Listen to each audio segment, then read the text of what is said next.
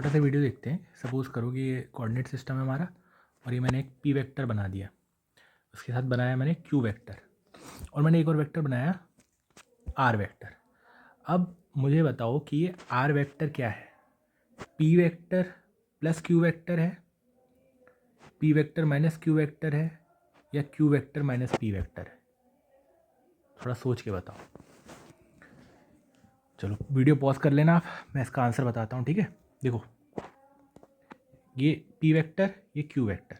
अगर हम P plus Q vector देखें तो वो क्या होगा, ये हमारा पी, ये क्यू। हम लोग क्या करते हैं, पैरेललोग्राम लॉ यूज़ करते हैं। तो ये पैरेललोग्राम का ये वाला जो डायगोनल होता है ये किसे रिप्रेजेंट करता है, P vector plus Q vector simply. और इसी यही किसके बराबर होता है, Q vector plus P vector के। ठीक, अगर मेरे को P vector minus Q vector बनाना है तो उसके लिए मैं क्या करूँगा, पी वेक्टर वैसे ही रहने दूंगा, पी वेक्टर को वैसे ही रहने दूंगा, लेकिन उसमें प्लस कर दूंगा क्या, माइनस क्यू वेक्टर। तो इससे क्या बन जाएगा, P vector minus Q vector.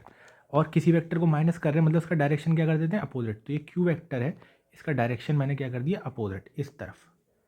फिर से क्या करेंगे, एक डायगोनल वो बनाएंगे पैरेललोग्राम, और ये जो डायगोनल बनेगा इसका, ये क्या बनेगा, ये P vector minus Q vector बनेगा। लेकिन ये तो इस तरफ आ रहा है, इसका मतलब इसको अब देखना पड़ेगा कि Q vector minus P vector कैसा होता। तो क्यू वेक्टर तो ये है हमारा, और माइनस पी वेक्टर इधर, इसको अपोजिट कर देते जस्ट। और फिर अगर हम ये बनाएं एक पैरेललोग्राम, ये जो बनेगा ये बनेगा हमारा Q vector minus P vector.